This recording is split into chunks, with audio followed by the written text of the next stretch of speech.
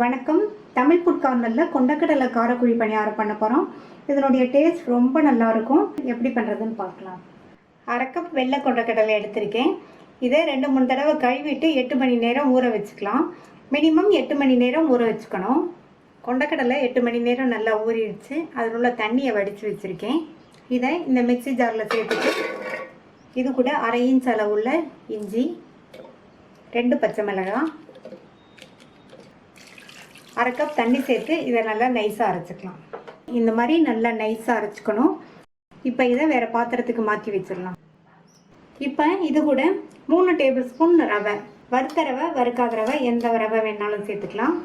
ரவை சேர்த்துட்டு நல்லா எல்லாம் ஒன்றா மிக்ஸ் ஆகிற மாதிரி நல்லா கலந்து விட்டுறணும். மூடி வச்சிடலாம். 15-20 நிமிஷம் நல்லா ஊறிட்டு இருக்கட்டும். ஸ்டவ்வில் ஒரு பேன் போட்டிருக்கேன்.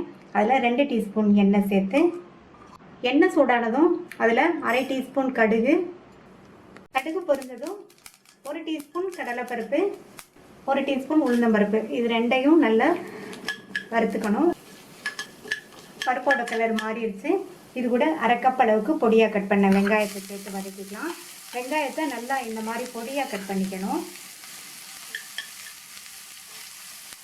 லைட்டாக வதக்கி விட்டாச்சு. அடுத்து இது கூட பொடியாக கட் பண்ண கறிவேப்பிலை இலைகளை சேர்த்துட்டு இது கூட 1/4 டீஸ்பூனில் பாதி பெருங்காய பவுடரையும் சேர்த்து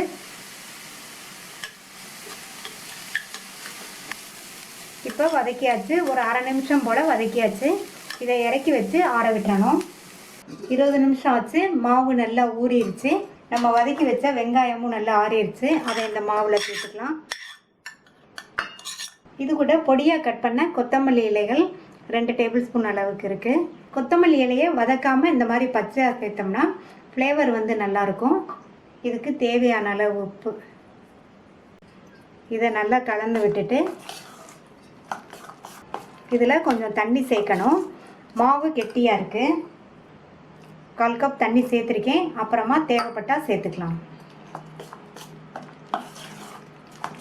நல்லா கலந்து விட்டாச்சு. மாவு இந்த கன்சிஸ்டன்சிக்கு இருக்கணும். அப்போ தான் கரெக்டாக இருக்கும்.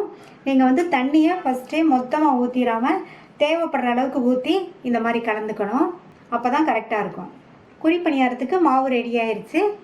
ஸ்டவ்வில் பணியாரக்கல் போட்டு சூடாயிடுச்சு. ஒவ்வொரு குழியிலையும் கொஞ்சமாக எண்ணெய் சேர்த்துக்கலாம். ஒவ்வொரு குழியிலையும் 1 டீஸ்பூன் போல் எண்ணெய் சேர்த்துருக்கேன். இந்த எண்ணெய் சூடாகட்டும். எண்ணெய் சூடாயிடுச்சு. ஒவ்வொரு குழியிலையும் ரெடி பண்ணி வச்ச மாவு ஊற்றிடலாம். பணியாரத்தை ஊற்றுனதுக்கப்புறமா ஃப்ளேமை லோ மீடியம் ஃப்ளேமில் வச்சுக்கோங்க. இது மற்ற மாவு போல் வேகமாக வேகாது. கொண்டக்கடலை மாவு, ரவை இதெல்லாம் சேர்த்துருக்கிறதுனால வேகிறதுக்கு கொஞ்சம் டைம் ஆகும். மூடி வச்சிடலாம். இப்போ 3 நிமிஷம் ஆச்சு. அந்த சைடு நல்லா வெந்துருச்சு. பிரட்டி போட்டுக்கலாம்.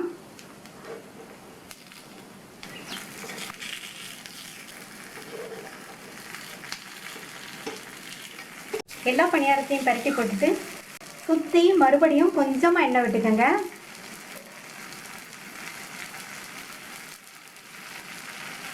பரட்டி போட்டதுக்கப்புறமா மூடி போட வேண்டாம். கொண்டக்கடலையில் நிறைய ப்ரோட்டீன் சத்துக்கள் இருக்குது. அதனால் இது உடம்புக்கு ரொம்ப நல்லது. டெய்லி இட்லி தோசைன்னு சாப்பிட்றதுக்கு இந்த ஹெல்த்தியான பிரேக்ஃபாஸ்ட்டை ஒரு நாளைக்கு செஞ்சு சாப்பிட்லாம். அந்த சைடும் வெந்துச்சு, எடுத்துடலாம். ரொம்ப சாஃப்டான டேஸ்டான ஈஸியாக பண்ணக்கூடிய கொண்டக்கடலை காரக்குழி பணியாரம் ரெடி ஆயிடுச்சு. மீதி உள்ளதையும் ஊற்றி எடுத்துடலாம். எல்லா பணியாரத்தையும் ஊற்றி எடுத்தாச்சு.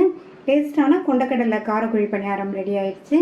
இது தேங்காய் சட்னி, கார சட்னியோட வச்சு சாப்பிட்றதுக்கு ரொம்ப நல்லாயிருக்கும். நான் இன்றைக்கி கார சட்னியோட சர்வ் பண்ணியிருக்கேன். ஹெல்த்தியான டிஷ்ஷை ட்ரை பண்ணி பார்த்துட்டு உங்கள் கமெண்ட்ஸை சொல்லுங்கள். இது வரைக்கும் நம்ம சேனலை சப்ஸ்கிரைப் பண்ணாதவங்க சப்ஸ்கிரைப் பண்ணிவிட்டு பக்கத்தில் உள்ள பெல் பட்டனை கிளிக் பண்ணிக்கோங்க. தேங்க்யூ.